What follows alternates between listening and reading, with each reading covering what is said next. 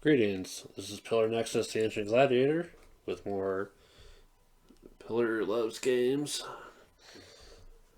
And today, I bring you Call to Adventure. Craft a hero, claim your destiny. At the start of the game, every player will have cards to set up the basic abilities of your hero.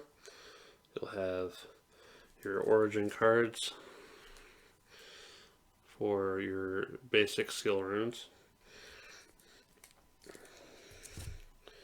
You'll have motivation cards for extra abilities. And the card you'll keep secret until the end of the game, your destiny cards for special end-game bonuses. And once you have your character created, you will start the game. Players also start with a hero card and 3 experience gems. There we go. There we go. So, at the beginning,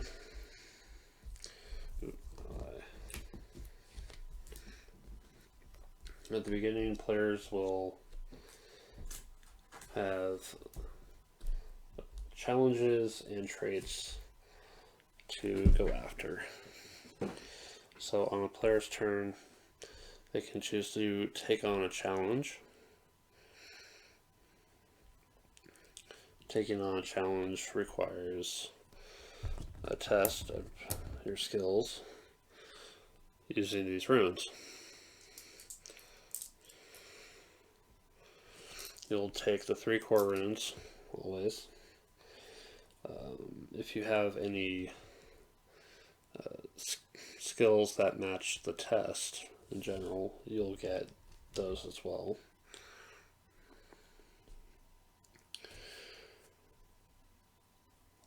You have the option to spend experience to gain dark runes, which have the risk of giving you a big bonus to succeed, or a +1. But if it comes up the moon side up, you'll lose.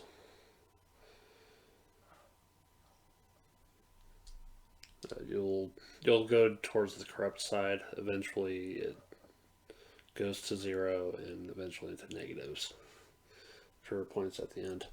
It also affects your ability to play cards. You can play hero cards up to this point. You can play anti-hero cards from here on. So here, because there's an ally attached to this, you need 5 successes. So I have to decide what path to take.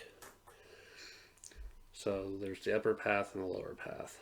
Whichever one you take, if you succeed, you'll get those bonuses. If you ever fail the test, you'll get an experience gem to make up for it, and then the test will be discarded, or the challenge.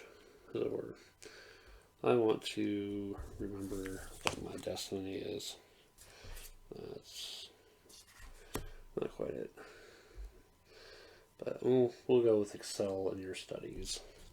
So you'll take the runes that you've gathered, shake them up,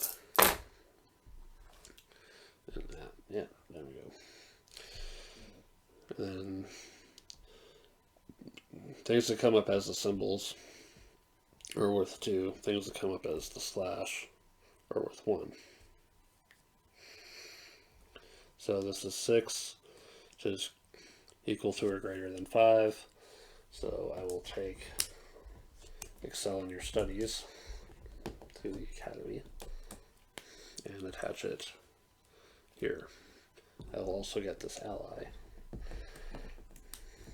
which provides bonuses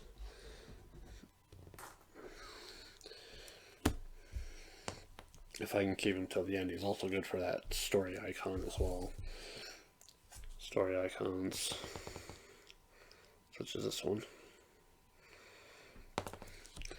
So, and that will get replaced, and then next player will go. Alternatively, there's taking traits. So either you have like a given skill or you spend experience and you get that card. No challenge, no problem. Once you have 3 cards underneath, then starting on your next turn, you can go up to the next act and start putting the cards that you get from this act under your second card. Now, while cards of a higher act are revealed, characters that are still in the first act could go to second act cards, but they will go to the first act slot.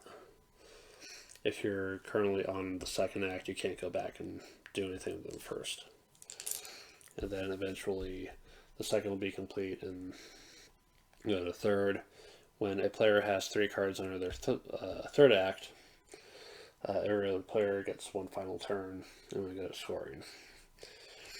So the way scoring will go is everyone will reveal their Act 3 destiny, and players will get points based on where they're on this track, on their cards, bonuses from their destiny card, and any leftover experience. And highest points wins. Other stuff that goes on, there's allies attached to a challenge and make it harder, but you get that ally if you complete the challenge, and they're generally pretty useful. Second, there are adversaries. For example, the warlord or the wolf. There's 10 adversaries in total. There's only one path to successfully completing the challenge. And let's see, what else? Hero and anti-hero cards. Hero cards provide bonuses and other helpful things. Anti-hero cards are interesting ways to mess with other players.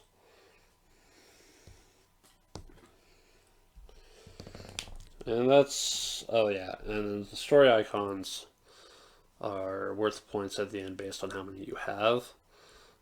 2 are worth 2, 3 are worth 4, 4 are worth 8.